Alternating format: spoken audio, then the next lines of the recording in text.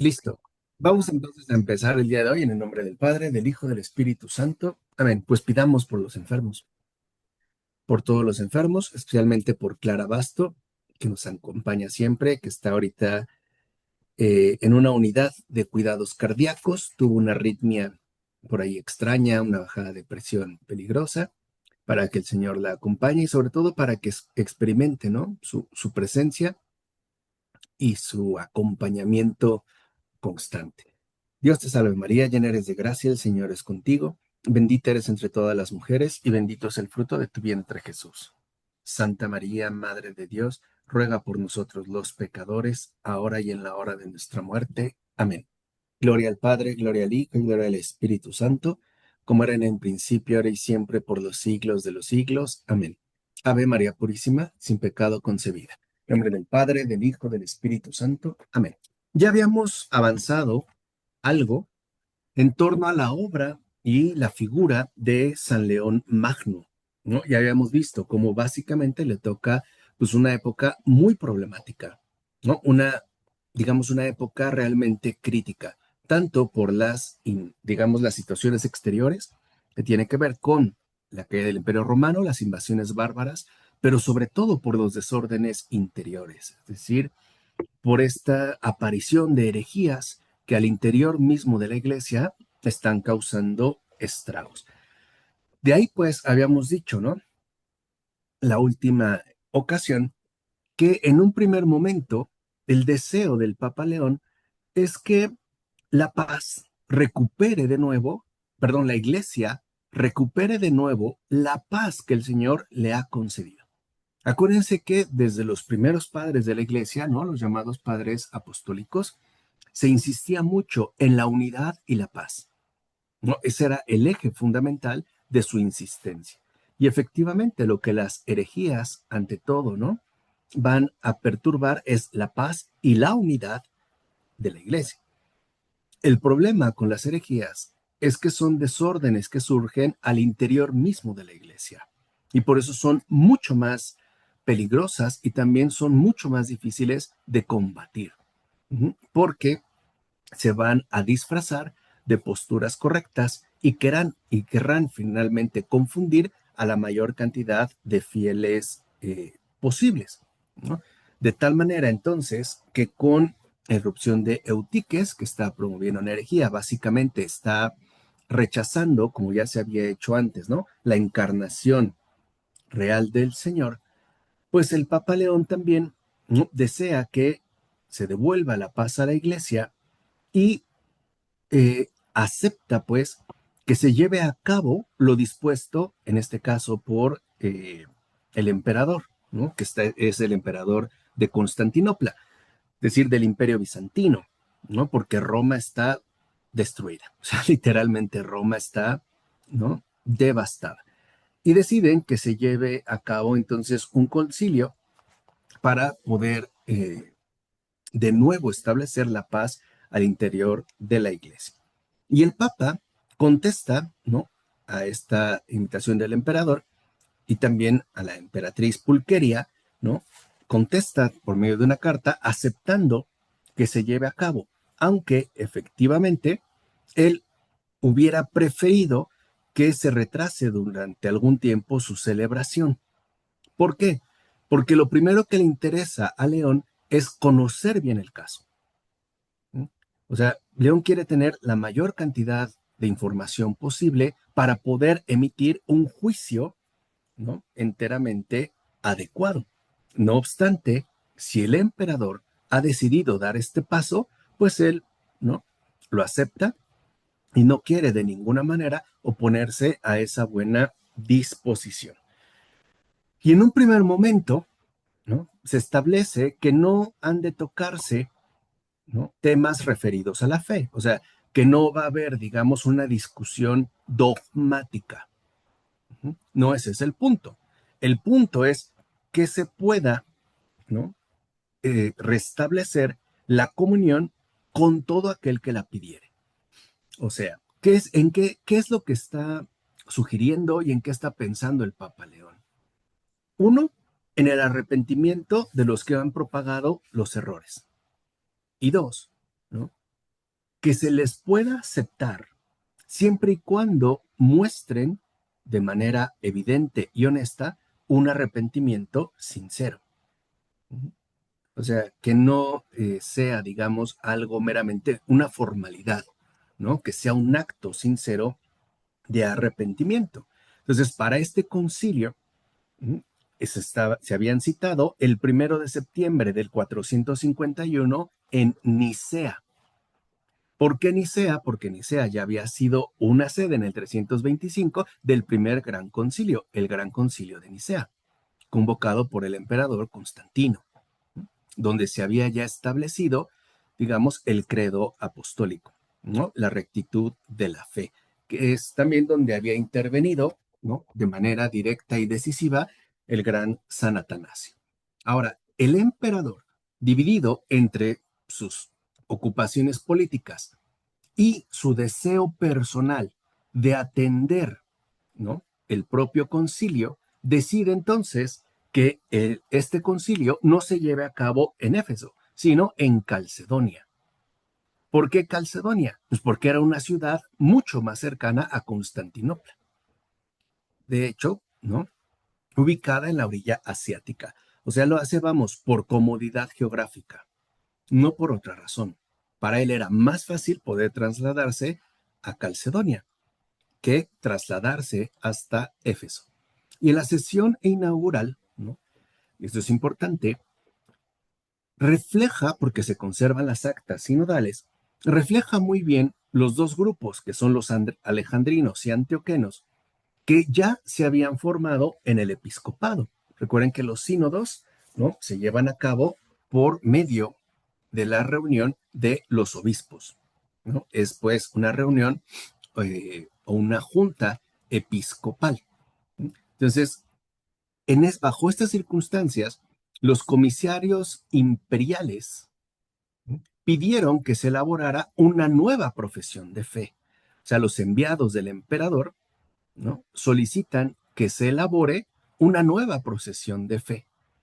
Y los obispos ahí convocados se niegan, porque, ¿no? Dicen, esa profesión de fe ya ha sido elaborada. Y no es al final lo que aquí está en cuestión.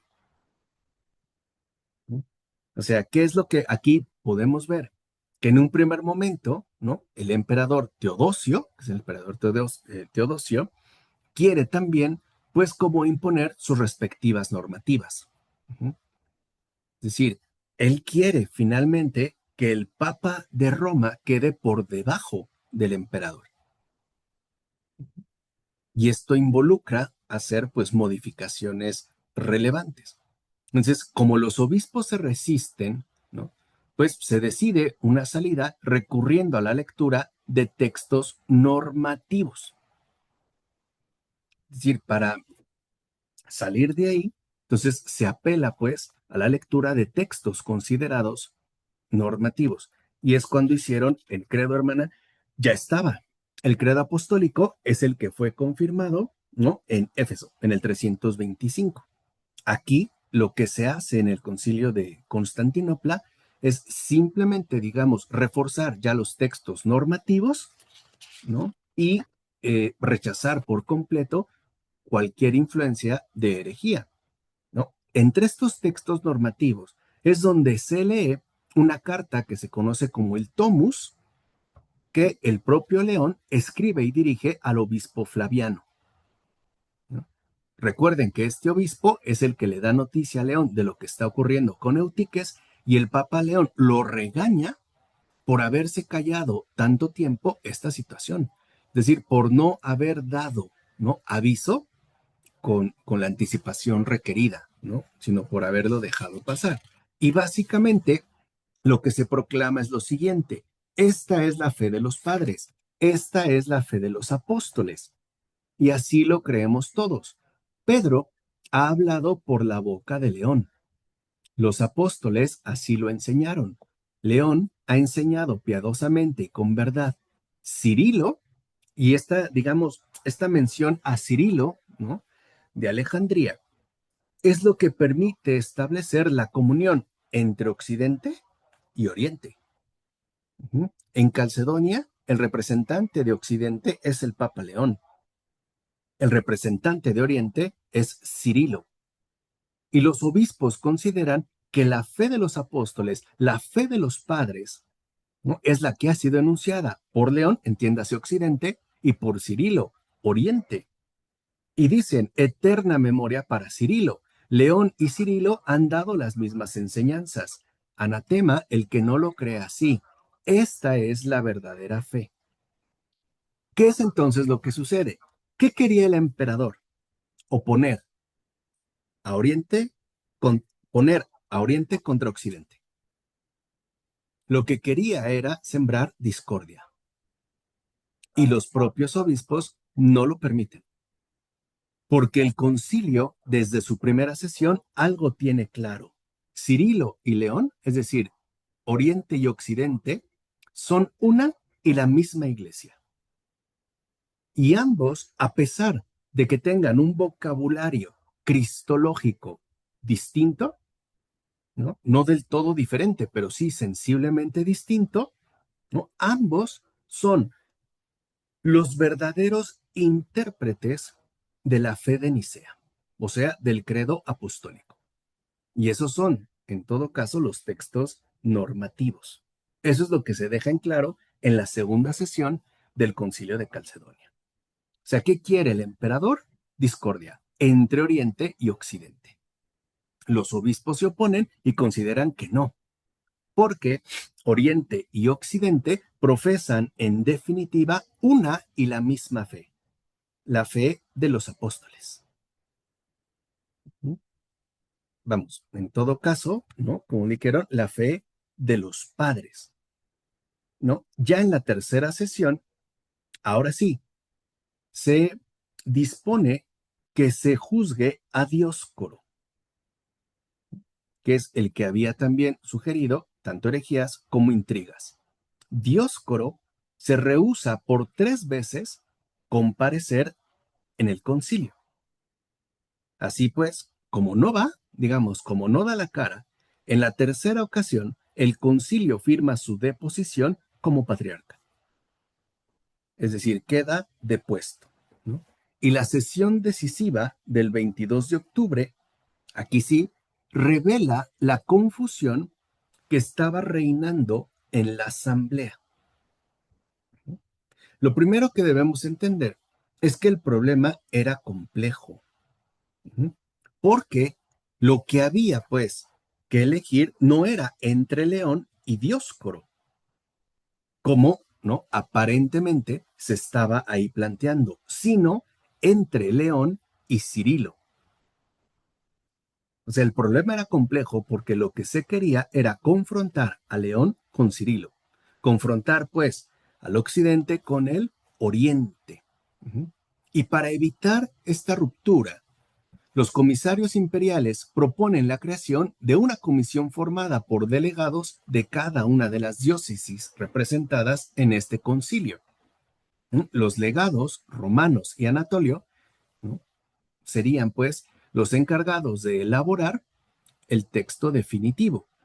Y la definición dogmática fue solemnemente aprobada y firmada por todos los obispos.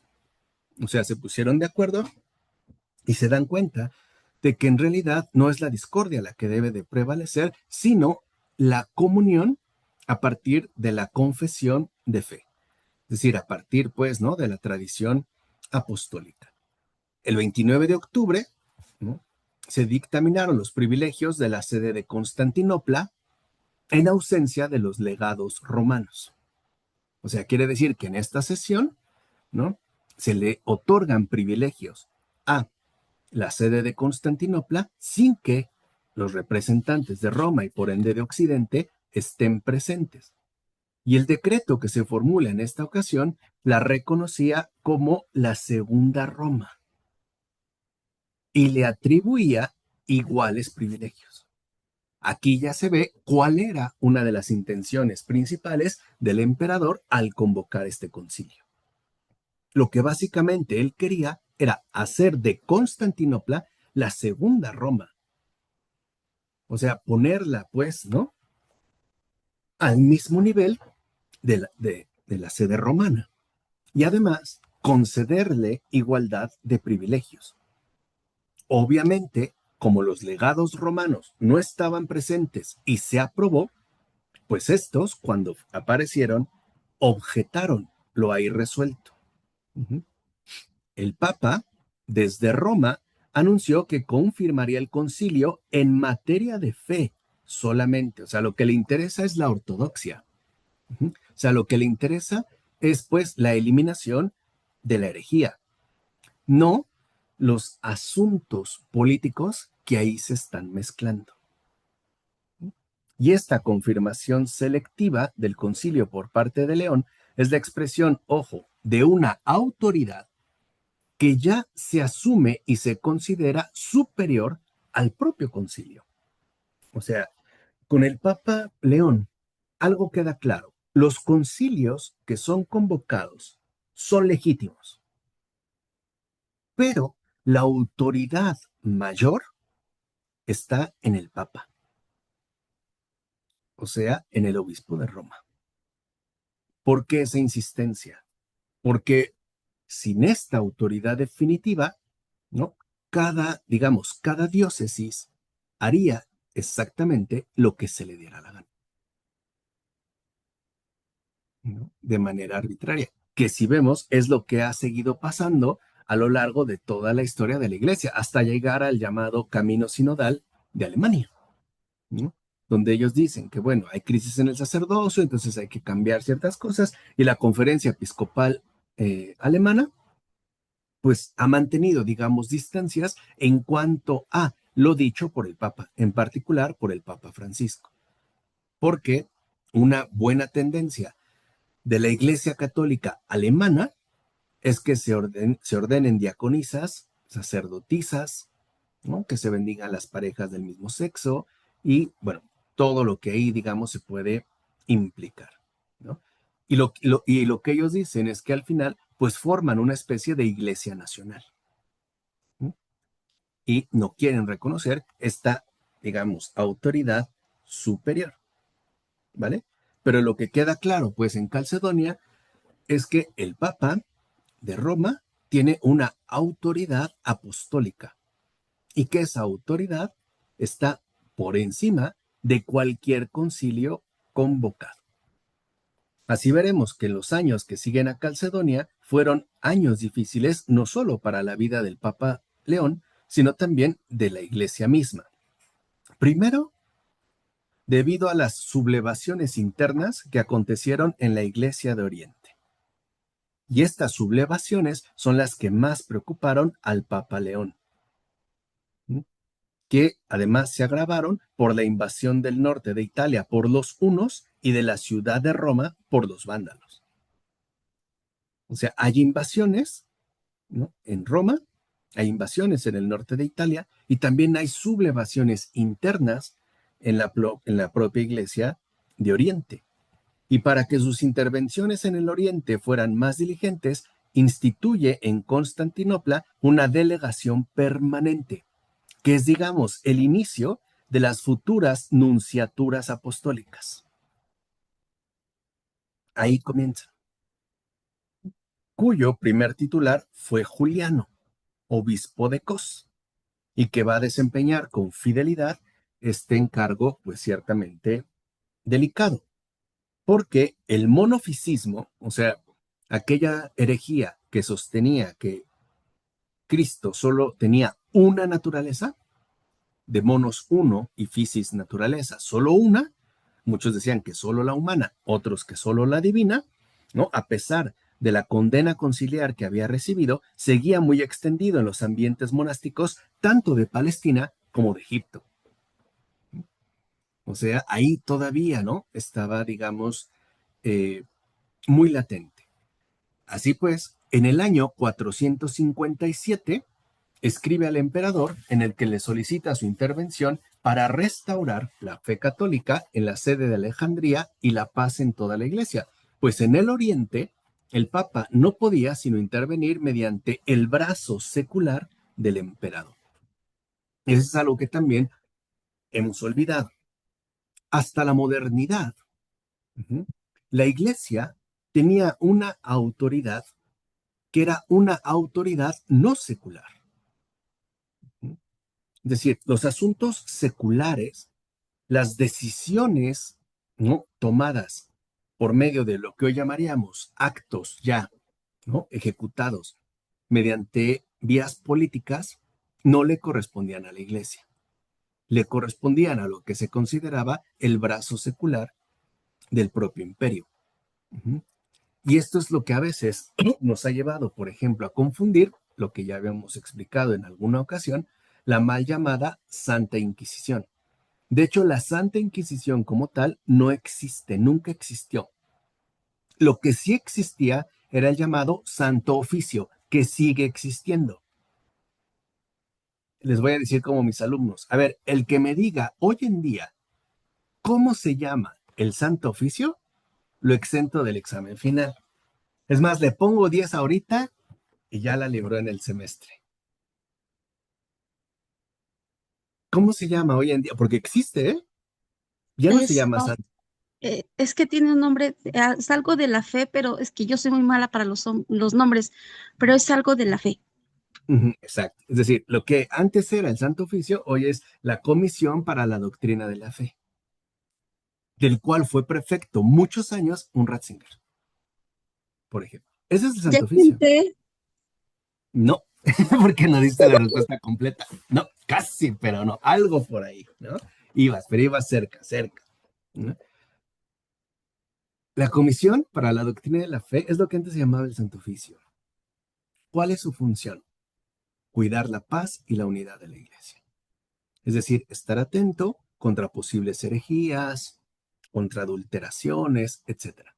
Cuando ya se percibe, ¿no?, por ejemplo, una posición no ortodoxa o incluso herética, se le llama la atención. Se estudia a fondo su obra, se hace un análisis, etcétera, una lectura y un pronunciamiento. Si esta persona no se retracta y sigue empeñada, lo que sigue es una advertencia mayor. Si definitivamente no quiere enmendarse, el paso último es la excomunión. Ujú. Ese es el castigo máximo. Antes, cuando un hereje, un cismático, no aceptaba la enmienda, entonces la iglesia, por ejemplo, por medio del Papa o alguna autoridad eclesial, podía solicitar la intervención del brazo secular. El brazo secular era la Inquisición. ¿Qué es lo que buscaba inquirir? Era, digamos, mediante métodos incluso físicamente violentos. Pero eso ya no era parte de la iglesia no lo podía hacer, ni siquiera tenía esa autoridad, no le estaba permitido, por ejemplo, ¿no? O sentenciar a muerte a alguien, tampoco. Su pena máxima, que dio no es nada ligera, será la excomunión. Pero el brazo secular, en este caso, sí podía intervenir. Y podía intervenir muchas veces de manera clara y contundente. Por ejemplo, mediante castigos corporales, castigos ejemplares, e incluso también mediante pena de muerte. Ahora, hoy en día, a nosotros nos puede parecer un tanto exagerado, pero en realidad, si entendemos bien el contexto, veremos que sí tiene sentido. ¿Por qué? Porque antiguamente se consideraba que si una persona, por ejemplo, inducía a error a los demás, no solo era una persona que teológicamente estaba equivocada, o sea, no solo se iba a quedar en lo teológico, iba a intervenir directamente en lo práctico e iba a ser un factor nocivo para la sana organización de la sociedad misma en su conjunto. ¿Mm? Y por eso también se aplicaba, digamos, esta medida secular. ¿Se entiende? O sea, ¿cuál es a veces la confusión? Que algunos miembros de la Inquisición eran miembros del clero. Podían ser sacerdotes o cardenales. Dime, hermana Rocío, dinos, a ver. Pero tu audio, porque no te escuchamos.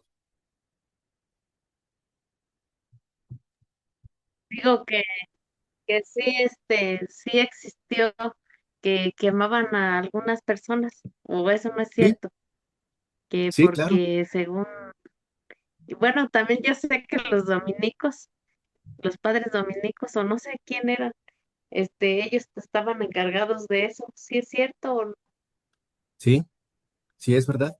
Se quemaba a los Y herejes. ya ves que muchos les quemaban sus libros, este, pues no sé, se quemaron muchos libros que según no eran de Dios. Y ahorita me estoy, ajá, por ejemplo, ahorita cuando alguien escribe un libro, creo que también primero se lo revisan para poderlo aceptar, o cómo se dice. Sí, También es por eso, para ver también. que no vayan a decir alguna herejía o algo así. Exactamente. O algo que no esté claro, que perturbe. ¿Por qué? Porque al perturbar antes, ¿no? La unidad de la iglesia, pues se perturba también la unidad misma de la sociedad. O sea, se afecta a la humanidad en cuanto tal, porque va a tener efectos prácticos. Por eso es que el ámbito secular, ¿no? Interviene. El problema, vuelvo a insistir, es que algunos miembros de la Inquisición también eran miembros del clero. Y entonces se dice, ¿no? Que la Santa Inquisición, ¿no? Era de la iglesia. No es verdad. De la iglesia era el Santo Oficio. La Inquisición no. Y también hay que entender que bajo este poder secular existieron abusos, venganzas e intenciones, pues a veces retorcidas, es decir, a manera de amenaza, de ostentación de poder, incluso también de arbitrariedades. ¿Se entiende? Pero por eso es que el Santo Oficio estaba al pendiente, porque la labor de la iglesia es velar por la salvación de las almas. Y hoy ya sabemos que, por ejemplo, un libro, pues no es algo neutro, contiene una intención y puede ayudar o puede perjudicar. Hoy lo vemos como una alternativa opcional, porque lo hemos dividido. Antiguamente no, era como una unidad. Pongamos un ejemplo. Si en la Edad Media yo le era infiel a mi esposa, y a mí me descubrían, a mí me exhibían desnudo en público y me aventaban fruta podrida, me pegaban y a ella también. Y uno puede preguntarse, ¿por qué? Porque yo no solo le fallé a mi esposa y no solo fallé a Dios, le fallé a mis vecinos, por ejemplo, dándole mal ejemplo a los niños pequeños, ¿no? Era, digamos, un espíritu más social, más de comunidad. Hoy lo hemos perdido porque la modernidad introduce un individualismo que además es insostenible porque no somos seres aislados ni individuales. Antes sí. O sea, antes se sabía que cuando una persona falla, pues termina afectando a todo el conjunto, ¿no? Era digamos, una visión verdaderamente social, incluso comunitaria. Por ejemplo, cuando había una gran sequía o un problema con la cosecha, la comunidad se reunía, sacaban al Santísimo, ¿no? Para pasarla entre las tierras y que se fuera una plaga o bien que hubiera lluvias o se encomendaban a la intercesión particular de algún santo. Hoy en día asumimos que nuestras oraciones individuales son suficientes. Pero antes este modo de vida individualizado no existía. Eso es realmente reciente, o sea, es pues, moderno. ¿Qué pasó, Paula? Por eso ahí está la diferencia entre la Iglesia Católica y las protestantes, ¿no? Que, por ejemplo, me vino a la mente ese libro de La Letra Escarlata, donde hacen el mismo castigo, pero yo creo que tiene otro significado totalmente distinto. Sí, a ver, la letra escarlata la escribe Nathaniel Hawthorne, ¿no? Este escritor estadounidense. Y lo escribe bajo, digamos, el ambiente del puritanismo, o sea, del calvinismo. Recuerde que en Estados Unidos, ¿no? El cristianismo dominante fue el puritanismo. Y lo que él ahí exhibe, básicamente, es que las reglas, ¿no? Drásticas del puritanismo son ciertamente cuestionables, no por digamos, por el castigo en cuanto tal, por ejemplo, llevar la letra escarlata como un señalamiento de crimen, sino porque no hay una coherencia entre lo que los propios puritanos condenan y lo que estos mismos puritanos practican.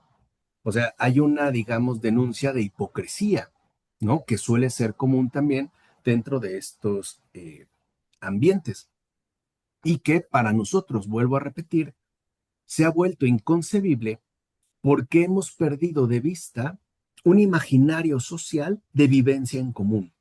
O sea, no tenemos, pues, espíritu de comunidad. Para acabar pronto, para resumir. Ese espíritu de comunidad se ha perdido porque hemos establecido una diferencia muy drástica, aunque arbitraria, entre lo público y lo privado. Pero eso empezará del siglo XVIII, o sea, que yo públicamente puedo presentarme o funcionar de cierta manera y mi vida privada es otra cosa, o sea, vivimos con doblez, ¿no? Entre lo público y lo privado. Antes no. Antes, lo público y lo privado, esta distinción no existe. O sea, lo que existe es una vida, por así decirlo, transparente en todos los sentidos. No les voy a poner un ejemplo muy sencillo, que aparte es muy, muy bonito. En la Edad Media, si yo quería enamorar a Lupita, yo le mandaba una carta con un emisario. Cuando llegaba este emisario, con trompeta y a caballo, anunciaba, ¿no?, la carta a Lupita, Lupita bajaba y el emisario leía mi carta delante de Lupita y de toda su familia. ¿Por qué se hacía así? Porque era la manera de mostrar que mi palabra no tenía nada que esconder. En pocas palabras, que no había nada oculto. Ahora, a ver, tú intenta leer los mensajes de tu hijo en el celular. No te lo va a permitir. Te va a decir que no te metas, que eso es su vida, que eso es privado. ¿Por qué? Porque nos mantenemos en esa doblez. Ahora, si yo, por ejemplo, le había hecho una propuesta a Lupita y después me veían enamorando, coqueteando con Marisol, a mí me expulsaban de la comunidad, me exiliaban, porque no tenía palabra y porque no era una persona honorable, porque antes lo que pesaba era la palabra. Es decir, lo que se mantenía era el honor y la dignidad, que nosotros hoy en día no tenemos justo por esta doblez. Esa es la cuestión. O sea, la cuestión, vuelvo a repetir, ¿no? Es que para nosotros lo secular funciona de una manera autónoma, como lo decimos, frente a lo religioso o incluso a lo que podríamos llamar espiritual, como dos partes completamente separadas. Piensa en esta definición laicista, ¿no?, de Estado e Iglesia como dos cosas completamente distintas. Antes no es que estuvieran fusionadas, es que iban mano a mano. Por ejemplo, el propio San Agustín, en la Ciudad de Dios y en otras de sus obras, pero particularmente en la Ciudad de Dios, deja muy en claro que la iglesia no puede funcionar como un ejercicio de gobernanza. O sea, que la iglesia no está llamada a ser un poder político en esta tierra y que de hecho, si la iglesia asume ese papel, se va a corromper. Y lo que terminará siendo afectado, pues es la rectitud de la fe. Tenía razón. Él decía, no es, digamos, el llamado de la iglesia. Para eso tiene, ciertamente, el respaldo del poder secular. Entonces, el poder secular se encargaría, ¿no?, dentro de este esquema, de la buena conducta de los ciudadanos, la rectitud de comportamiento, y la iglesia de la rectitud en su caminar espiritual, como dos instancias diferenciadas, pero que van juntas. Nosotros hemos terminado por separarlas, ¿no? O sea, literalmente por desgarrarlas, porque nosotros vivimos bajo una idea de individualidad y desvinculación. Por ejemplo, hay personas que, no sé, lamentablemente están en una adicción y te dicen, es que es mi vida, tú no te metas, o a ti qué te importa. Pero no se da cuenta que esa persona afecta a los que tiene más cerca, incluso a personas que no los tenga tan cerca, pero termina siendo una afectación. ¿Por qué? Porque hemos perdido de vista algo esencial. Somos seres relacionales. Estamos vinculados unos con otros. Esto significa que cuando uno falla, muchos se verán afectados, porque somos seres relacionales. Hoy en día nos consideramos seres individuales, como seres impermeabilizados, ¿no?, a la relación. Por eso es curioso que en esta época de las llamadas redes sociales seamos seres más bien muy antisociales, donde pues no nos gusta reconocer esta relación que nos define. Pero bueno, Una vez terminado este paréntesis, vemos que antes de morir, Marco, perdón, te interrumpo dime, tantito. no, adelante, Lupita, dime. Cuando dices del ámbito secular, ¿es todos los demás que no tienen que ver con la iglesia? Ujú. O sea, que no tienen que ver con lo estrictamente eclesial. Ujú. Ok. Ese sería o sea, antes se aplicaba el término secular a los asuntos de este mundo. Por ejemplo, el buen funcionamiento de los negocios, las buenas relaciones interhumanas, incluso la respetabilidad, por ejemplo, de los oficios, todo eso que tenía que ver con el ámbito secular. ¿Mm? Y que no era algo estrictamente eclesial, porque se consideraba que lo eclesial, que estaba vinculado directamente con lo espiritual, tenía sus prerrogativas y sus respectivas prioridades. Esto lo podemos ver de una manera muy clara. Por ejemplo, en la Edad Media, los monasterios, ¿no?, funcionaban como sedes del ámbito eclesial. Es decir, eran lugares, ¿no?, de religiosidad. Ahora, estos que están en los monasterios, ¿no?, masculinos y femeninos, al estar consagrados a la vida de oración, pues no pueden trabajar para obtener un sustento. ¿Quién los mantiene? Pues los seculares, los laicos. Entonces, mientras los laicos trabajan, cosechan, mantienen el monasterio, los que están en el monasterio oran y rezan por los laicos. ¿Se entiende? Los del monasterio dejan de trabajar para rezar y rezan por los que trabajan. Y los que trabajan, trabajan para sustentar a los que rezan. Es, si lo quieren ver así, una relación de reciprocidad. ¿Quién rompió con esto? Lutero. ¿Por qué Lutero es el primero que dirá, sin ofender, hermana, que todas las órdenes religiosas no son más que una bola de parásitos y zánganos que no aportan nada al bienestar social? ¿Mm? Que lo que tendrían que hacer es más bien, ¿no?, ponerse a trabajar y dejar la holgazanería. Quien lo va a radicalizar es Calvino, porque con Calvino las vocaciones superiores dejan de ser las vocaciones religiosas y ahora pasan a ser las vocaciones seculares. Es decir, una vocación superior hoy en día se consideraría un gerente de una gran empresa, en tiempos más cercanos, un gran influencer o una celebridad, porque es parte de esta secularización. ¿Por qué lo hace así Lutero? Porque Lutero se desgaja de la iglesia. Y al no tener un referente de autoridad eclesial, pues no le queda más que tener referentes de autoridad secular. Por eso, si Lutero rompe con el Papa y no acepta la autoridad del Papa, tiene que acudir a la autoridad de los príncipes alemanes. ¿Para qué? Para que lo apoyen. Y son, digamos, este primer paso de la secularización, la que se ha venido radicalizando desde entonces. O sea, digamos, en un periodo de más ya de 500 años, que es ese proceso de secularización.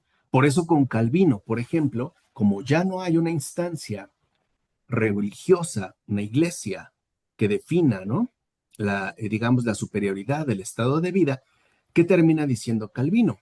A ver, para que nosotros seamos considerados buenos cristianos, debemos de ser personas que contribuyan al bienestar social, es decir, secular, en este mundo.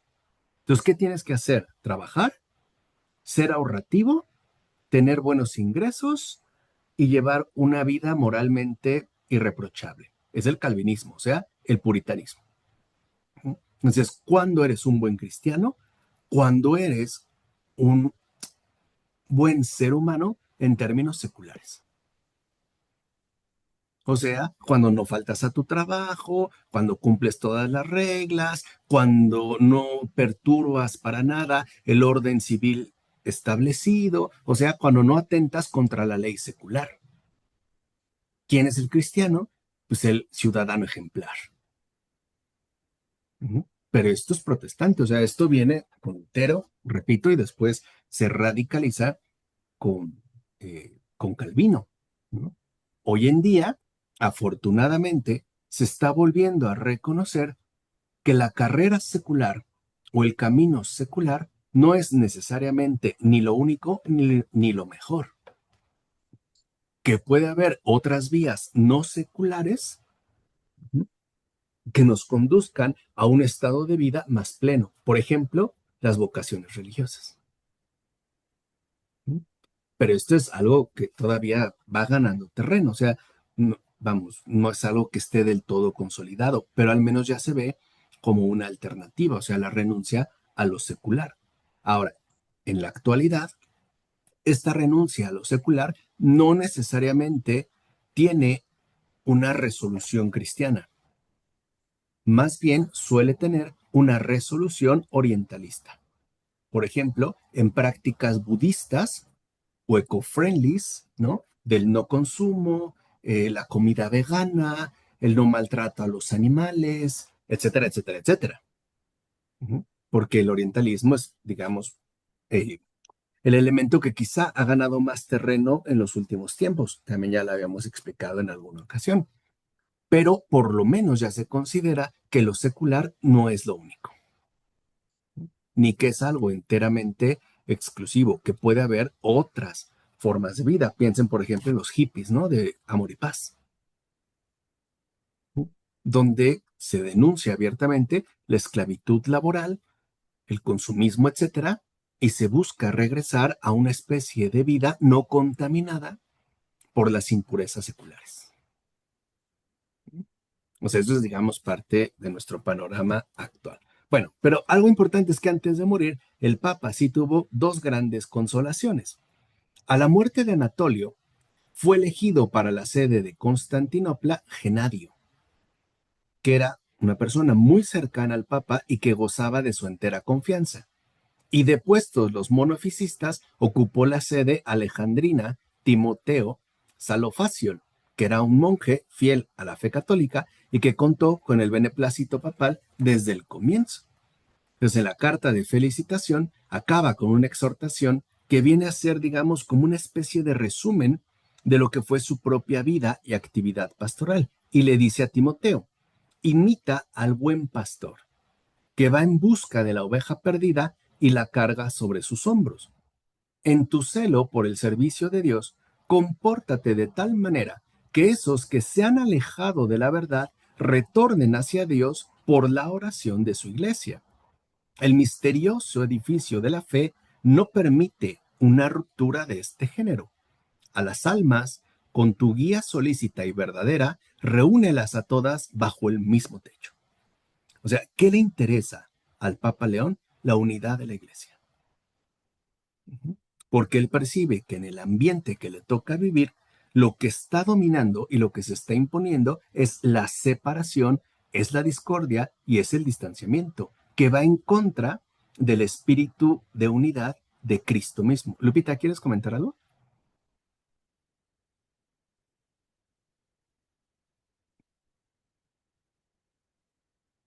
No, Lupita, no, no. ¿Quieres decir algo, Lupita?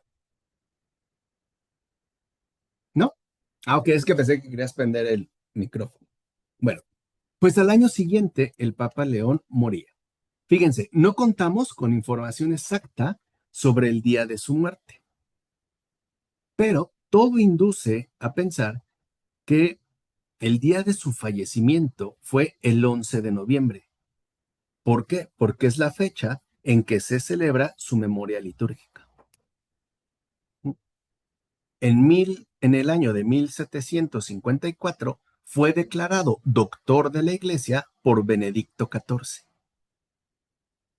O sea, León Magno es doctor de la Iglesia.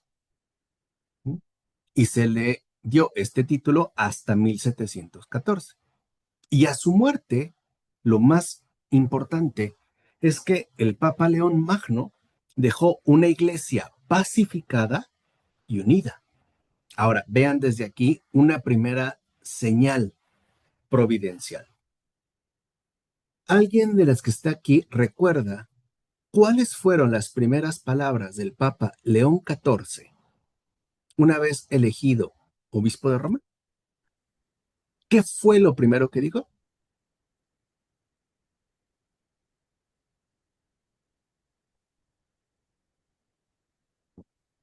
Parece que dijo algo de que se viviera la fe, algo así como del Papa Ratzinger, ¿No? me acuerdo así No, algo. no fue algo sobre la unión de la iglesia. ¿Qué? ¿Cómo qué? Ah, no recuerdo bien, pero yo me acuerdo que era algo sobre o sea, bueno, no sé, algo sobre la unión de la iglesia. Pues no. Las primeras palabras como papa de León XIV fueron las siguientes. La paz esté con ustedes. Sus primeras palabras como papa fue, la paz esté con ustedes. ¿Creen que fueron palabras al azar? No. Ahí vemos cuál es el eje fundamental del pontificado de León XIV. La paz en la iglesia y por ende la unidad en la iglesia. Su nombre tampoco es arbitrario, porque sigue de cerca a León Magno. Y recuerden que León Magno también conoció a Agustín y el actual Papa León XIV es agustino, pero su misión fundamental es la paz en la iglesia.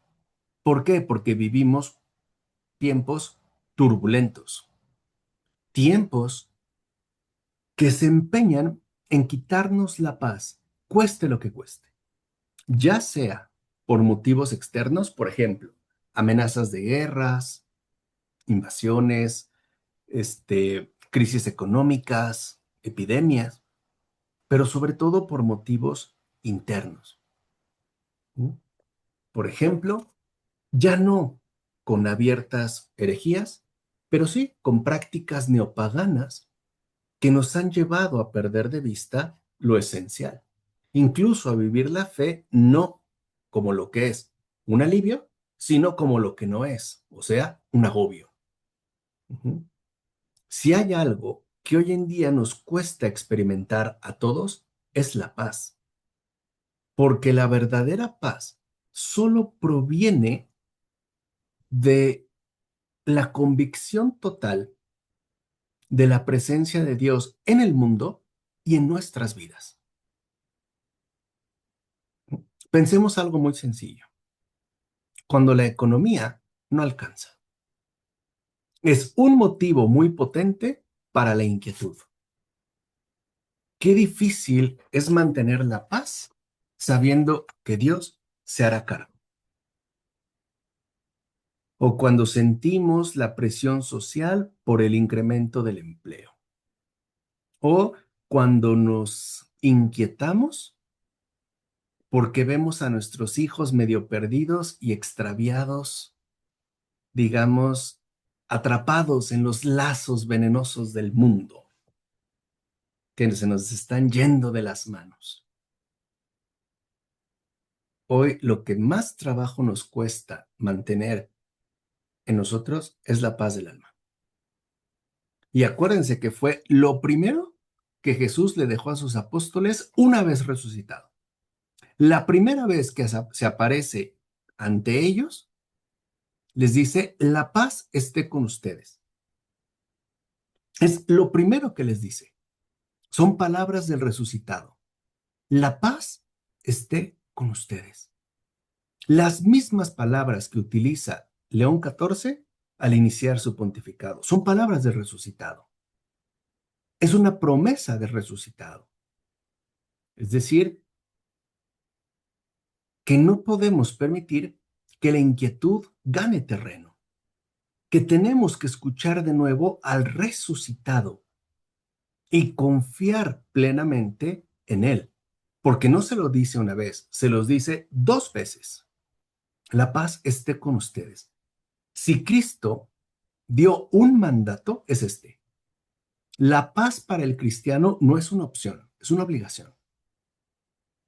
Es literalmente la única obligación que Jesús mismo le hace contraer, que permanezca en paz. Aunque el mundo esté de cabeza, aunque parezca, ¿no?, que la espesura de las tinieblas se incrementa, aunque parezca que nuestra situación de vida no tiene remedio, aunque atravesemos situaciones de desesperación, que prevalezcan y resuenen profundamente las palabras del resucitado. La paz esté con ustedes.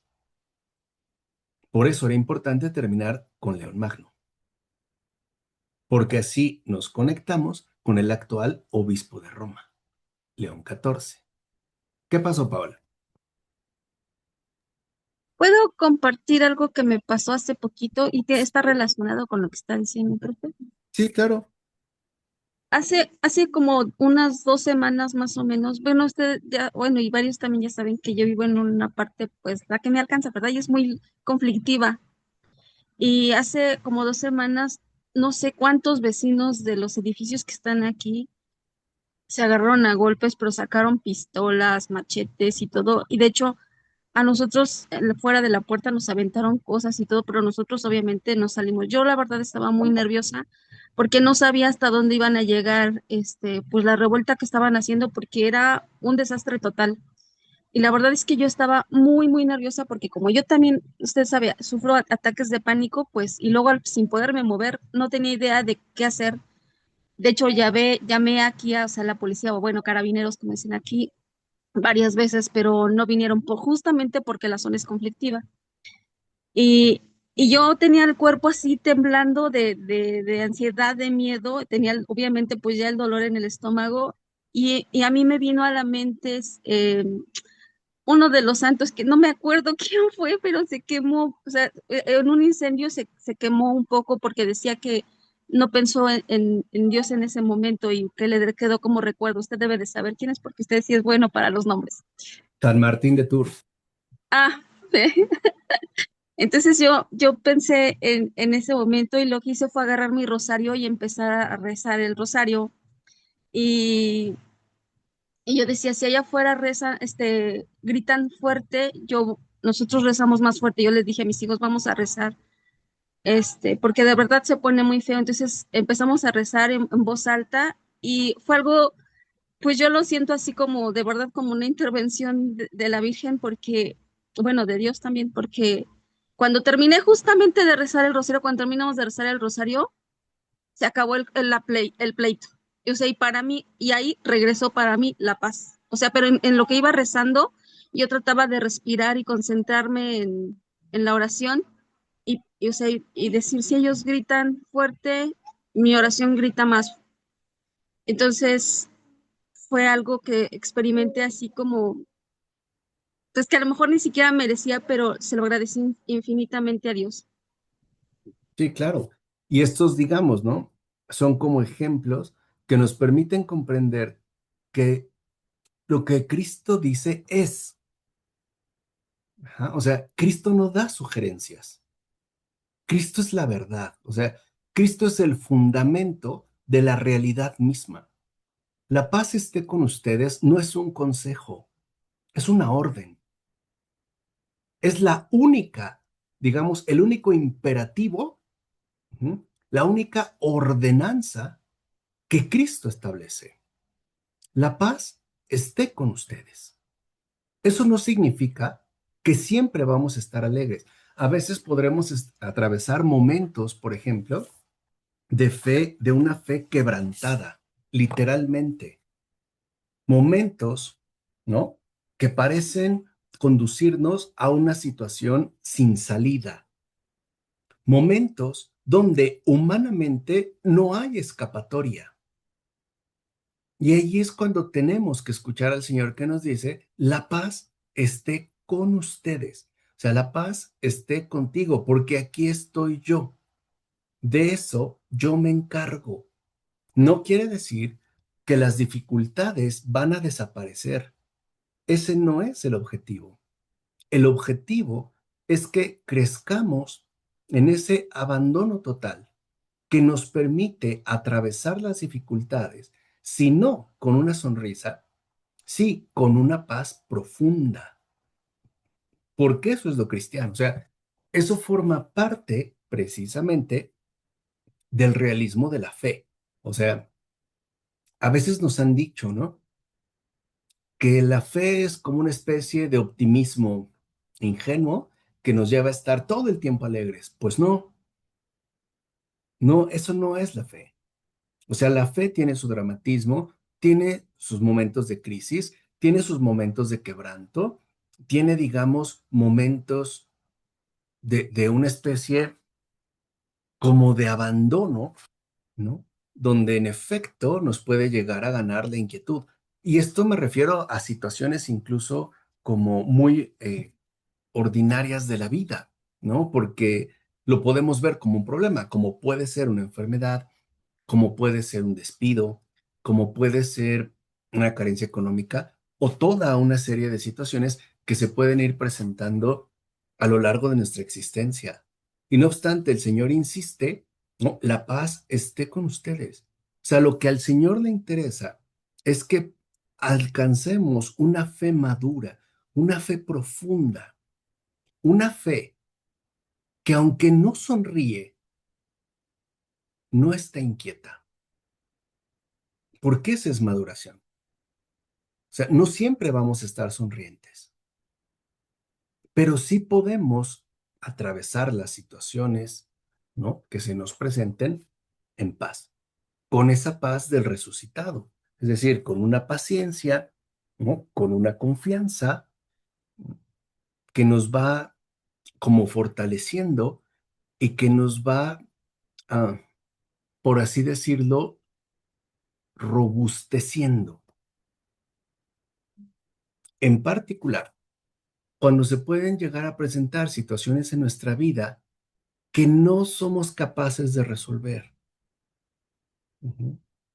Es decir, cuando experimentamos nuestra verdadera y genuina impotencia. Y puede ser de muchas maneras. Por ejemplo, ante la enfermedad de un hijo, de una hija, donde no puedo hacer nada, no puedo. O donde quisiera ver el alivio del sufrimiento de una persona que me es cercana y no puedo. Donde a veces incluso siento que mis oraciones son inútiles, que mis oraciones no son escuchadas, que mis oraciones no son atendidas. Momentos donde, en efecto, ¿no? Nos puede invadir un quebranto y podemos atravesar un periodo de fe cansada. Y eso es parte también, ¿no? De nuestra experiencia eh, creyente. Por ejemplo, yo aquí les puedo dar ahorita mismo otro testimonio. Ujú. El auto que yo tengo, que cumplió exactamente 10 años, se acaba de descomponer. La compostura sale cara, ¿no? Que no la puedo llevar a cabo y lo ocupo. Tengo hijas, van a la escuela, voy al trabajo, saben que tengo, ¿no? A mi tía de 92 años conmigo, y de repente el doctor, tal, XY. No lo puedo arreglar. Ahora, mientras tenga esta falla, ¿no? O sea, lo conveniente sería sacar otro. No puedo verificar. Y si no puedo verificar, no puedo circular. No puedo hacer nada, o sea, no tengo los remedios digo los recursos para hacer la compostura, ¿no? Que es el módulo de los frenos ABS. No tengo la capacidad de darlo para un crédito e irlo pagando. No puedo hacer nada, absolutamente nada, nada. ¿Qué me queda? Esperar. No sé cómo, no sé cuándo, no sé de qué manera. Pero el problema, si lo vemos objetivamente, no es ese. El problema es no perder esa paz, no perder ciertamente esa confianza. Hay momentos donde la fe se apaga y donde lo único que le podemos decir al Señor es, aquí estoy, no hay más. Ya no hay palabras bonitas, no hay frases lindas, no hay fuerzas. Donde hay un quebranto, donde hay ciertamente un agotamiento. Y ahí se nos vienen muchas cosas encima. Por ejemplo, empezar a sentir que quizá, ¿no? Hemos fallado como personas porque no puedo solventar estas cosas o porque no tengo para esto o no tengo para aquello o simple y sencillamente no tengo para resolverlo. No puedo. No está a mi alcance. O sea, por donde le busque, No hay opciones, no hay alternativas. Todo parece humanamente imposible. ¿Qué es lo único que nos queda? Cristo.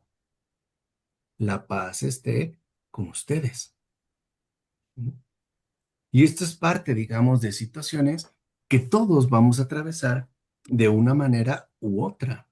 Porque a veces lo que más nos interesa es como la resolución de los asuntos externos, cuando lo que más le interesa al Señor es la mejora de nuestros estados internos, la perfección del alma, pues, si lo quieren ver de esta manera. O sea, debemos entender un poco el proceder y dónde es que en definitiva estamos nosotros colocados. Cuando el Señor dice, la paz esté con ustedes, ¿qué es realmente, no? Lo que nos está diciendo, sobre todo, ¿a qué nos está invitando? A renunciar a lo propio, o sea, a renunciar a las propias preocupaciones que me ahogan y me asfixian, a literalmente esperar lo inesperado, ¿no? Un milagro. Y es bien difícil poder mantener esta paz y esta serenidad interior, porque nuestra tendencia humanamente caída siempre va hacia la inquietud. Empezamos a pensar una cosa y luego otra, y nuestros estados de ánimo, ¿no? Varían, se cambian, etcétera. En particular, cuando te das cuenta de que no es algo que tú puedes resolver, o sea, que no tienes alternativas, ¿me explico? O sea, cuando te das cuenta de que efectivamente la esperanza cristiana es una desesperación superada. ¿Cómo se supera una desesperación? Con paz. Otra vez, no se trata de estar sonrientes o alegres. Ese es un optimismo que defrauda. No, la esperanza cristiana no defrauda. ¿Es difícil? Sí es difícil. Y uno se cansa. Exacto, ¿no? Orar y esperar, como dice el buen Padre Pío, ¿no? Órate en fe y no te preocupes. Qué difícil es hacerlo.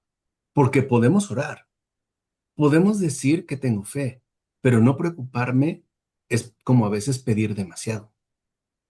Y es eso precisamente lo que el Señor nos pide, lo que nos parece ciertamente imposible. La resolución de los problemas para Dios no es ningún problema, ¿eh? Oye, hermana, la resolución de los problemas para Dios no es ningún problema. El problema que tiene es que no perdamos la paz, porque esta sí se va rápido. Esta sí desaparece en un instante. ¿Qué pasó, hermana? Te escucho, hermana, dime.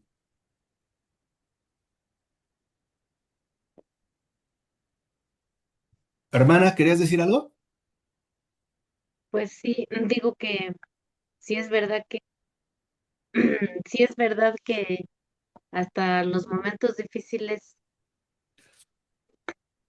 ¿no me escuchas? Sí, sí, te escuchamos. ¿Sí me escuchas? Sí, sí, Digo que en los momentos difíciles es cuando Dios nos pide dar esa respuesta y es cuando sentimos que no podemos o cuando te pasa algo inesperado o como decías hace rato de la salud, yo les pido una oración por mí porque me hice un estudio y creo que salí mal, no sé. Yo me pongo en las manos de Dios y le digo lo que tú quieras. De todos modos, le digo yo, me consagré para siempre, pues para ti, ¿no? Pero sí es difícil que te digan, a lo mejor tienes cáncer o así, ¿no? Y es cuando uno empieza a comprender al otro que toda la vida ha sufrido de eso, o comprender al enfermo, no sé, como que Dios te pone esos momentos como para comprender a los demás y decir, no tengo nada, como nos decía el obispo hoy, ¿qué, qué estoy haciendo? Pero en los momentos que uno va descubriendo que, pues en la vida tú le estás dando todo a Dios y esa enfermedad que te da, pues a lo mejor no es para, pues para enojarme o para sino decir, pues Si tú lo quieres así, si tú quieres, me vas a sanar. Y si no, pues a lo mejor es el momento de que te diga, pues ya te quiero acá, ¿no? Así. Pero es bien difícil dar ese paso. Es un momento de fe, de esperanza y caridad, se podría decir, porque pues es estar bien conmigo mismo y estar bien con los demás, porque muchas veces en esos momentos difíciles, pues en lo que se ve es en el rostro, en que ya no sonrío y pues si me van a preguntar qué tienes, qué te pasa, ¿no? Y en el estado de ánimo es donde se va a notar más. Y pues sí es muy difícil, es cuestión de mucha fe y pues mucho amor. Ujú. Y así como Y tú so- decías hace rato, ¿no? La comparación de tu carro, así pasa, es un que tú dices, ¿qué voy a hacer? Así como que uno se desespera, ¿no? Pero hasta en esos momentos está ahí Dios claro, porque ahí, digamos, animándote y decir, pues a lo mejor ahorita no puede, ¿verdad? Pero ujú, sí, habrá un momento, ¿no? sí, Pero en lo que eso llega es donde se vuelve, digamos, una situación, pues verdaderamente complicada, o sea, porque pues, la exigencia, ¿no? Que tiene el alma es mucha, porque no se trata de tener más fe, se trata de aceptar la fe. O sea, de aceptar, ¿no? Lo que el Señor nos da sin forzarse más. O sea, hay veces en las que el Señor no nos pide ya, o sea, no nos pide que hagamos, sino que le dejemos hacer, ¿no? En particular, cuando les digo, vemos situaciones que nos rebasan y que nos son humanamente imposibles de resolver. O sea, no hay medios, no hay recursos, no hay forma. O sea, humanamente no hay manera, no hay modo, ¿no? Y hay situaciones que ciertamente nos pegan, ¿no? Nos aterran. Entonces, si el Señor nos dice, la paz esté con ustedes, entender que es una invitación. Ahora, esto no significa, y también hay que entenderlo, que es algo que se va a dar en automático. Ujú. Yo les he insistido mucho en que con Cristo siempre hay que ser muy sinceros. Por ejemplo, si yo tengo un diagnóstico de cáncer, yo le puedo decir, ¿sabes qué? Yo no quiero. Esto yo no lo quiero. Si tú lo quieres, está bien, pero yo no lo quiero. Y esto es sinceridad, o sea, lo voy a tratar de digerir, lo voy a tratar de asimilar, lo voy a tratar de sobrellevar. No va a ser cómodo, pero es lo que les decía, aquí estoy, no te puedo decir nada más. No te puedo decir, ay, sí, no, qué alegría, qué felicidad. Pues no, habrá quien lo logre, yo no. Simple y sencillamente yo no, no es algo que quiero, eso es algo que acongoja mi corazón, eso es algo que, ¿no? Me borra la sonrisa, que me debilita, que me cansa. Y entonces ahí sí podríamos acudir a las palabras de San Agustín cuando le decía al Señor, ¿no? Dame lo que me pides y pídeme lo que quieras. O sea, me pides que esté tranquilo, pues dame tú esa tranquilidad. Me pides que esté sereno, dame tú esa serenidad. ¿Quieres que esté alegre? Dame tú esa alegría. Porque yo no puedo. Yo no la tengo. Ni te puedo dar algo que no tiene. El Señor lo dijo, ¿no? Nadie puede dar lo que no tiene. Y quizá eso es también lo primero que tenemos que aprender. ¿Qué es lo que el Señor me quiere dar? O sea, ¿qué es, digamos, ¿no? Lo primero que ciertamente quiere que reciba. Y aquí lo importante es, ¿qué vamos a escuchar primero? Mis propios pensamientos, mis propios pronósticos, el ahogo, ¿no? Que generan mis inquietudes o el desahogo que el Señor quiere que experimente, porque ese es un paso de fe. Y va a ser una fe más sencilla, o sea, una fe que no entiende, una fe que no comprende, pero es simple y sencillamente una fe que permanece. Nada más, sin palabras, sin canto, sin fuerza. Pero ahí está. Recuerden, con esto terminamos, ¿no? Recuerden el ejemplo del gran Elías. Llega un momento en el que Elías tiene tanta preocupación, tanto agobio, lo quieren matar, que se va al desierto. ¿A qué? ¿Qué quiere Elías? Quiere morir. Literalmente le dice al Señor, ya estuvo, ¿no? Ya es demasiado, no puedo, déjame morir. Y se acuesta. Ahora, el Señor no le dijo, bueno, está bien, descansa, reponte y luego sigues. No, Elías no se puede parar. Quien lo despierta es un ángel, ¿no? Y le da de beber y le da de comer. ¿Y luego qué hace Elías? ¿Se vuelve a dormir? hasta que el ángel, ¿no? El Señor lo vuelve a despertar, le da un alimento especial para que siga. Le dice, tienes todavía un largo camino y lo hace. Y ahí está la clave, es lo que debemos aprender. Hay veces en las que yo ya no puedo avanzar por cuenta propia y el Señor no me lo rechaza, no me lo reclama, no me pide lo que no puedo. Él me llamará, Él me levantará, Él me hará reponerme. Pero él lo hará. No es algo que yo tengo que hacer, no es, pues voy a dormir más para que esté mejor. No puedo, no es algo que a mí me corresponde. ¿Mm? Esperaré ese llamado, no con una gran sonrisa, pero simplemente con una presencia, con una permanencia. Y hay veces en las que un acto de fe puro es un acto de permanecer, así, nada más, sin más. Una fe madura, una fe que no llama la atención, pero que a los ojos de Dios es brillante, resplandeciente. ¿De acuerdo? Así que bueno, hermana, tú rezas por mí, yo rezo por ti, ¿va? Vamos a hacer ese pacto. No te preocupes. Sí, muy bien. Ujú. No te preocupes. Y lo que el Señor quiera para ti será lo mejor, aunque no te guste. Y si Gracias. tienes miedo, pues así se lo dices. Así, tal cual, como está en el corazón. Y si no te gusta, se lo dices. Él lo entenderá. Él no te lo dio para que lo aplaudas, ¿eh? No te lo dio para eso. Porque Él nos va a dar precisamente lo que no queremos. Y Él sabe que lo que no queremos es lo que más nos cuesta. Y Él sabe muy bien la aflicción de tu corazón y la preocupación que tú tienes. Eso Él lo sabe y Él está ahí contigo y no te está pidiendo más. No te está pidiendo que hagas un acto heroico, de fe increíble, que sigas como si nada. Pues no, uno no puede seguir como si nada. Hay veces en las que uno ciertamente no puede continuar, ¿no? Y ahí es donde está nuestra humanidad. Y eso Él no la reclama, y no la reclama para nada. Eso también él lo entiende y lo comprende, ¿no?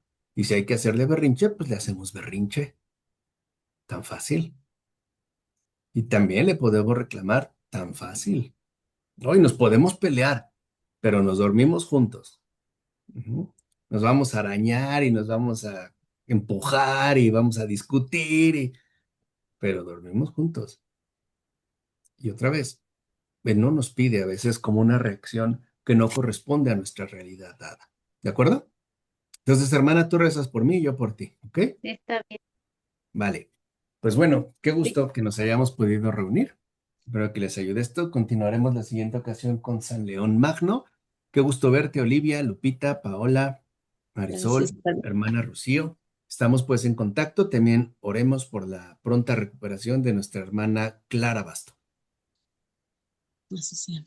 ¿De acuerdo? Pues descansen, que tengan bonita Gracias. noche y nos vemos el próximo viernes. Descansas en Gracias. Veracruz, hermana, por favor. sí. Vale. Buenas Buenas noches. noches. Buenas noches. Buenas noches a todos. Bendiciones. Sí, Bye. Gracias, gracias. igualmente. Bye.